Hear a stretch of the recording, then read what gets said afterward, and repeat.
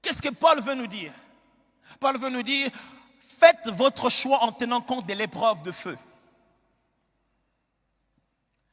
Faites votre choix en tenant compte de l'épreuve de feu. Qu'est-ce qu'est l'épreuve de feu, justement? L'épreuve de feu, c'est le moment où Dieu dévoile les actions et les actes secrets des hommes. L'épreuve de feu, c'est le moment où Dieu permet même au diable de vérifier de quelle matière tu es faite. Un jour, Dieu a envoyé son Fils unique sur la terre. Il a vécu au milieu de nous 30 ans durant. Un beau jour, le charpentier devait se transformer en faiseur de miracles. Le Messie devait se manifester. Dieu a fini son œuvre, l'œuvre faite. L'homme est fait chair, il a vécu, il a la conscience humaine, il a la conscience divine. Il faut qu'on le lance. Dieu veut lancer son Fils dans sa carrière. Et qu'est-ce qu'il fait? Il appelle une sous-traitance qui fonctionne dans le coin des déserts. Il leur dit, j'aimerais vérifier si vous pouvez certifier la qualité de ce que j'aimerais lancer. Jésus, rempli du Saint-Esprit, fut conduit dans le désert pour être tenté. Pas par les anges, par le diable. Jésus, rempli du Saint-Esprit, fut amené dans le désert pour qu'on vérifie de quoi il est fait. Incroyable, non? Et le diable commence. Si tu es le Fils de Dieu, il vérifie. Il voit que Jésus est bâti par une parole si forte. Frère, l'épreuve du feu, c'est le moment où on va vérifier si ce que tu dis, ce que tu lis, ce que tu pries, c'est ce que tu vis. Ok, je vais répondre. L'épreuve de feu, ce sont les réalités par lesquelles tu vas passer qui vont devoir vérifier si ce que tu lis, ce que tu dis et ce que tu pries, c'est réellement ce que tu vis. L'épreuve de feu ne se fait pas en public. C'est l'épreuve secrète de tes véritables convictions intérieures.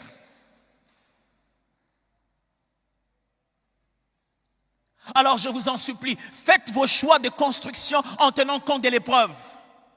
En voulant faire quelque chose, posez-vous la question, est-ce que ça c'est passager? L'argent c'est passager, mes frères. On est en train de nous prévenir que bientôt on n'aura peut-être plus besoin d'utiliser des billets de banque, on va passer au bitcoin, ça va comme ça. Demain, la notion de la richesse va changer. Avant, les riches, c'était ceux qui avaient des biens. Après, c'était ceux qui avaient des papiers. Après, c'était ceux qui avaient des chiffres dans un compte. Leur argent, ils ne les voyaient même pas. Maintenant, c'est de la crypto-monnaie dont on peut oublier le mot de passe. Tu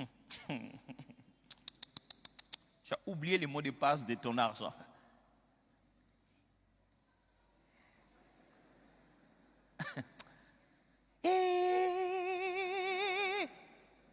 Tu as oublié le mot de passe de ton argent. C'est-à-dire que ton argent est là.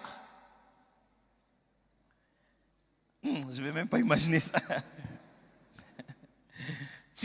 Toute ta richesse est dans ton mot de passe.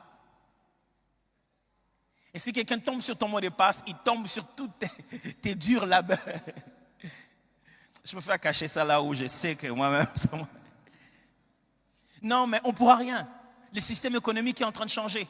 Alors, si tu es en train de bâtir toute ta vie chrétienne pour avoir de l'argent, c'est du bois. Le feu finira par détruire cela. Parce que là où il n'y a personne, on va te proposer un peu plus. On te dira 150 000 $. Je ne te demande rien. Je veux juste que tu le mettes quelque chose, juste pour que le ventre puisse un peu le déranger, parce qu'il a trop parlé. Et tu prendras 150 000 $ pour tuer quelqu'un. Je n'ai rien fait de grave, le Seigneur m'a béni. Avec le temps, en tant que pasteur, j'ai appris à comprendre que quand les gens me disent « Dieu m'a béni », ce n'est pas toujours Dieu l'a béni. Pasteur, je vais partager avec vous ça, vraiment le Seigneur m'a béni. Quand tu regardes derrière, le Seigneur ne l'a pas béni. Ils ont truqué un truc depuis longtemps et puis ils ont fini par avoir le résultat de ce qu'ils ont et ils essaient de sanctifier leur argent à la sortie. Ça devait être sanctifié à l'entrée, mes frères, pas à la sortie. Ça devait être saint à l'entrée. Ne sanctifiez pas votre malhonnêteté par une dîme. Non. Frères et sœurs, Nous venons à l'église pour que le fondement soit posé. Mais les bâtiments qui se construisent dépendent de chacun d'entre nous. Ok, je vais clarifier ça. Le même fondement qui permet aux autres de bâtir un immeuble à 6 étages, c'est le même fondement avec lequel toi tu bâtis ta case. Ok, je vais clarifier ça. Le fondement est exactement pareil. Tu ne pourras jamais dire à Dieu, mon fondement à moi on n'a pas trop creusé, donc je ne peux rien bâtir de si haut. Le même Jésus que tu as, c'est le même Jésus qui peut faire arriver les autres tellement loin. Alors quand nous venons à l'église, nous venons pourquoi? Nous venons pour apprendre les choses par lesquelles nous devons décider sur la manière de bâtir. Nous devons choisir.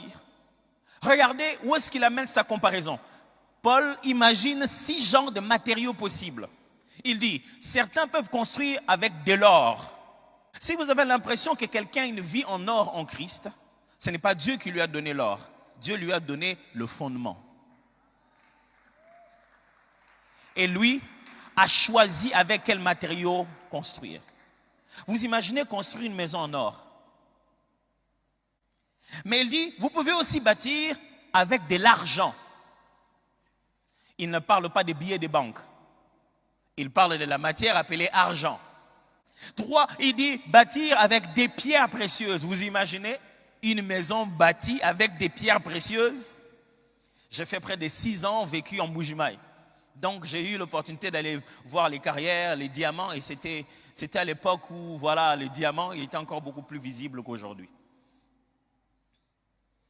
Je connais la guerre qu'il y a derrière les pierres précieuses. On en met un tout petit comme ça dans une bague et ça coûte les yeux de la tête. Et on te réclame, moi je veux cette pierre-là. Ok, on s'arrête là pour ne pas aller plus loin. Vous imaginez une maison en pierre précieuse?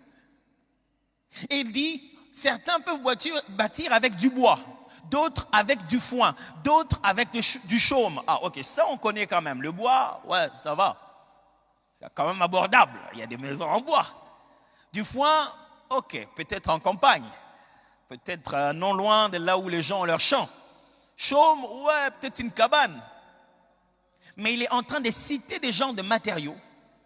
Et son but à lui, c'est de démontrer que ces matériaux sont soit durables, soit précieux. Il dit, ça doit avoir beaucoup de valeur et ça doit durer. Pour quelle raison? Parce qu'il y a une épreuve. Après avoir bâti comme ça, ça va passer par le feu. C'est-à-dire qu'il faudrait passer par une sorte d'évaluation. Un jour, on verra si ce que tu as fait valait la peine. Mes frères et sœurs, j'aimerais nous rappeler, raison pour laquelle nous venons à l'église, raison pour laquelle nous lisons nos Bibles, nous voulons vivre notre vie chrétienne, quel est notre point commun? C'est que Jésus est notre fondement à tous. Quel est notre point de différence? C'est que nos choix diffèrent dans la manière dont nous bâtissons. Jésus ne te dira pas, ne bâtis pas en bois, c'est toi qui bâtis. Il a déjà prévenu, tu bâtis en bois, fantastique, mais il y aura une épreuve. Tu bâtis en bois, oui. Tu fais des prières à la va-vite, oui, fantastique. Ta maison sera en bois, c'est joli, le design est parfait. Mais lorsque l'épreuve viendra, tu sauras que tu étais en bois. Oh frères et sœurs, où sont les chrétiens en bois ici? Où sont les chrétiens en chaume? Où sont les chrétiens en foin? Un peu de feu. Est-ce que vous imaginez, il dit que l'épreuve, ça sera le feu. Vous imaginez ce que le feu va faire au bois? Vous imaginez ce que le feu va faire au foin? Ce que le feu va faire au chaume? Vous imaginez quelle quantité de feu vous avez besoin pour pouvoir fondre l'or? Qu'est-ce que Paul veut dire quand il nous dit chacun de nous doit faire attention à la façon dont il bâtit? C'est que le temps révélera la pertinence de notre investissement. Le temps révélera la pertinence de notre investissement. Qu'est-ce que ça veut dire? Ça veut simplement dire qu'il n'y a pas que le feu. Il y a aussi le temps. L'épreuve du feu, ce n'est pas seulement l'épreuve secrète de tes convictions intérieures, c'est aussi l'épreuve du temps sur tes décisions prises. Aujourd'hui, ça semble être bien. Mais après 2 ans, après 3 ans, après 4 ans, après 5 ans. Quelquefois, mes amis, on a besoin de consulter quelqu'un qui a une meilleure vue de toute la situation avant de décider. Et nous aussi, comme des enfants, on déteste quand Dieu nous fait déménager. Il dit, Seigneur, je voudrais participer à la décision. Il dit, je vais participer à la décision de quoi? De pourquoi on a déménagé. Ok. Toi, tu es né il y a quand? Oh, il y a 36 ans. Ok. Est-ce que tu sais qu'en 1960, lorsque les routes passaient par là, tu sais que votre maison, là où vous êtes en bas, il y a normalement l'eau qui passe là-bas, et que dans à peu près 6 ans, ça va s'écrouler brusquement. Dieu ne peut pas tout te dire. Mais ce qui est sûr, si tu décides sur base des 3 éléments, Dieu décide sur base des milliers et des milliers d'éléments. Il est donc intéressant et important de consulter Dieu pendant que tu bâtis. Consulter Dieu tout le jour pendant que tu bâtis. Un jour, tu verras la différence entre une décision prise selon l'esprit et une décision prise selon l'intelligence. Le temps finira par le montrer. Quand Paul